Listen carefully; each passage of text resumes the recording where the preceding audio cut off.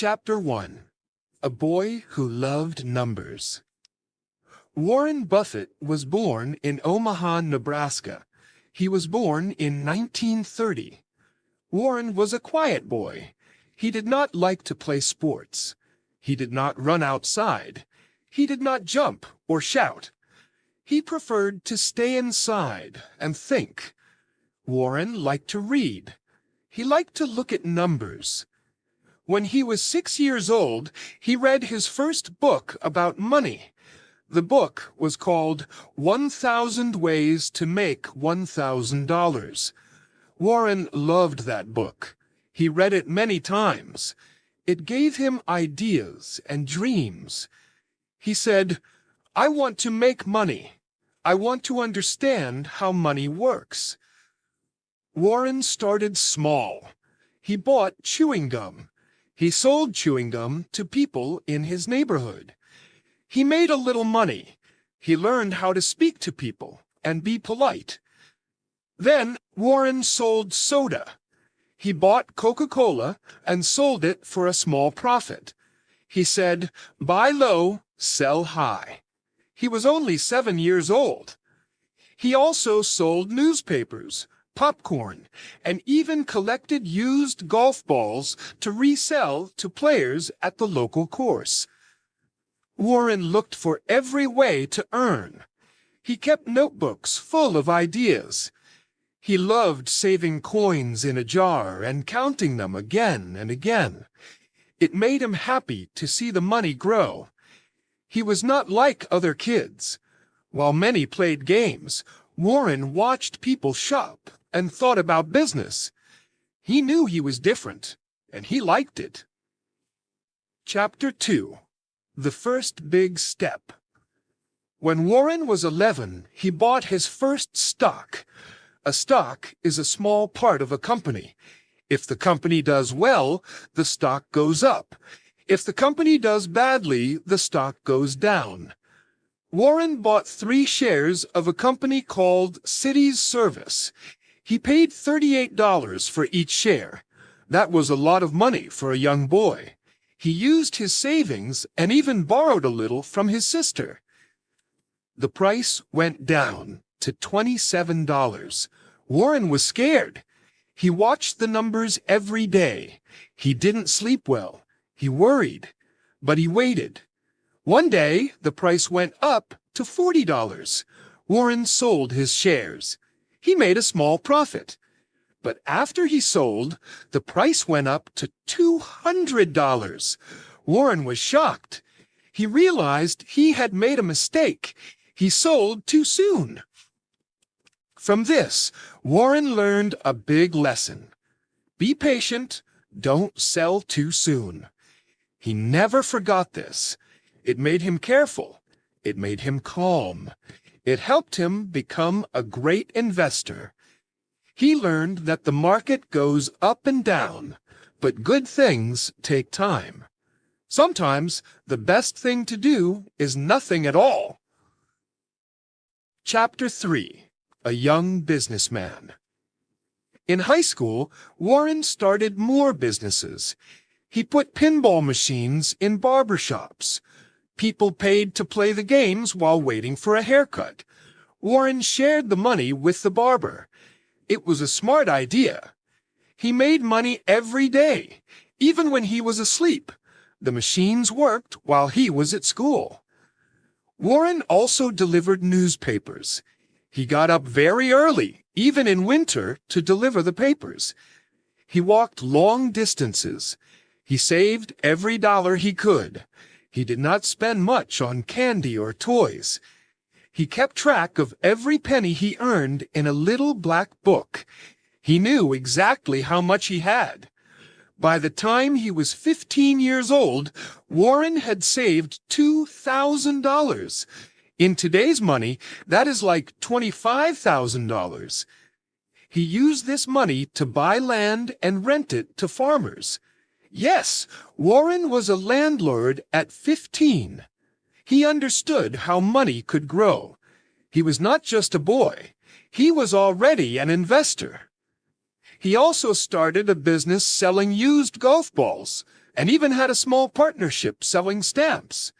He always thought, how can I grow my money today?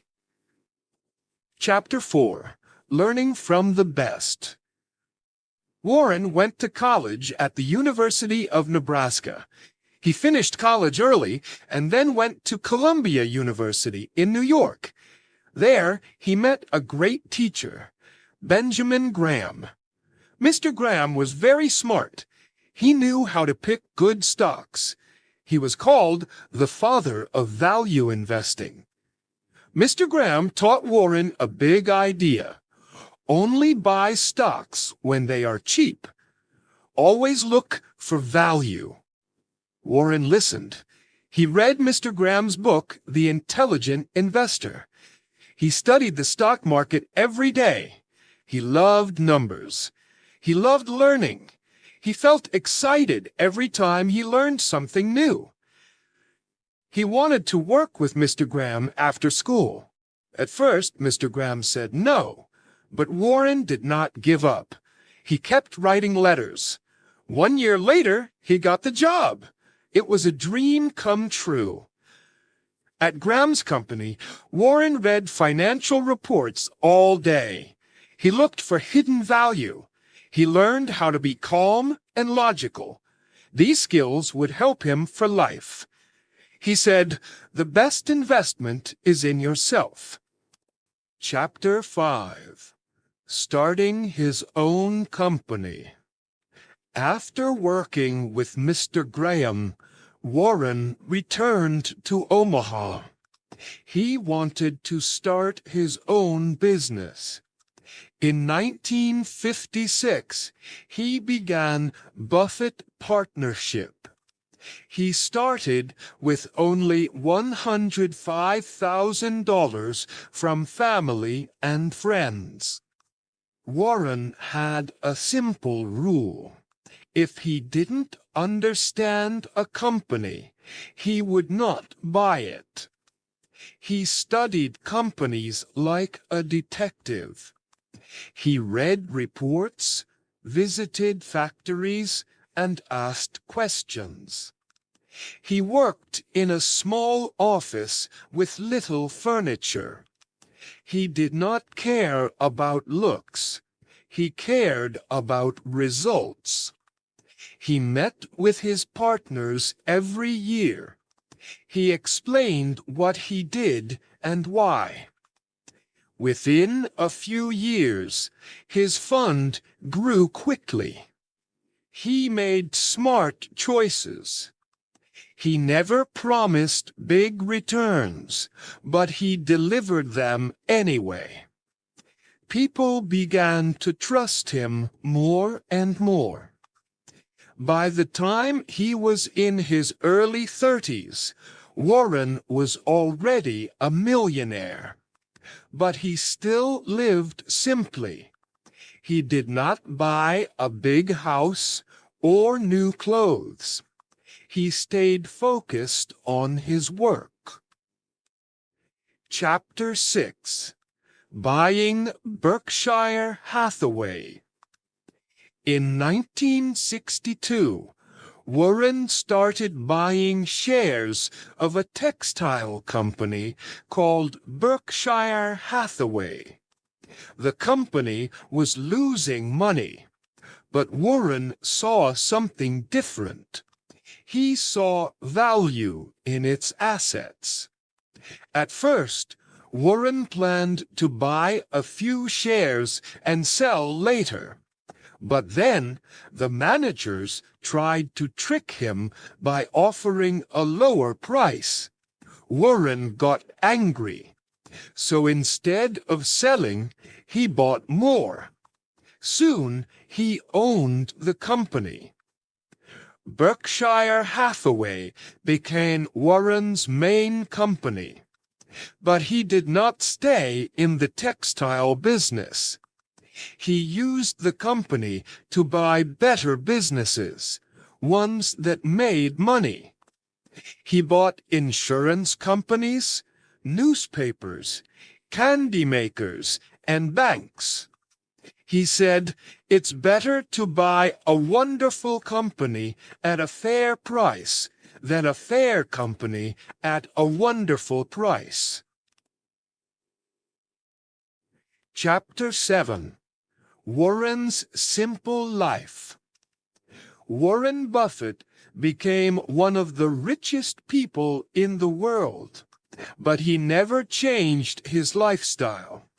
He still lives in the same house he bought in 1958 for $31,500. He eats simple food. He drinks 5 cans of Coca-Cola every day. He goes to McDonald's for breakfast. He drives himself to work in an old car. He wears the same style of suits. He does not use a smartphone. He reads newspapers and books every day. He spends 80% of his day reading. He enjoys bridge, a card game he plays with friends. He laughs often and speaks clearly. He says, "I tap dance to work." That means he loves what he does. Chapter 8. His Big Rules. Warren has many famous rules about money. 1. Never lose money. 2. Never forget rule number 1. He says, risk comes from not knowing what you are doing. He always wants to understand the business before he invests.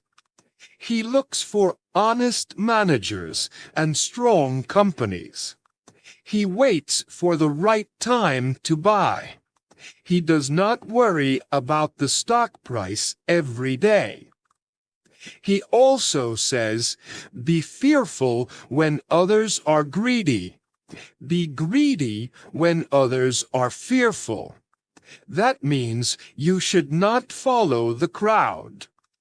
His ideas are simple but powerful. He thinks long-term. He says, time is the friend of the wonderful business. Chapter 9. Giving back. Warren Buffett believes in helping others. He has promised to give away more than 99% of his money. In 2006, he gave most of his wealth to the Bill and Melinda Gates Foundation. He supports health, education, and poverty projects around the world. He also created the Giving Pledge. It is a promise by rich people to give away at least half of their money to good causes. Many billionaires have joined him. Warren says, if you're in the luckiest 1% of humanity, you owe it to the rest of humanity to think about the other 99%. Chapter 10. Lessons from Warren. Warren Buffett teaches us many things. Start early. Save money. Learn every day. Stay humble. Live simply. Give back. He says, thanks for watching. Take action today, not tomorrow. Press subscribe. And let's keep learning together. You're doing great. See you in the next one. Stay strong.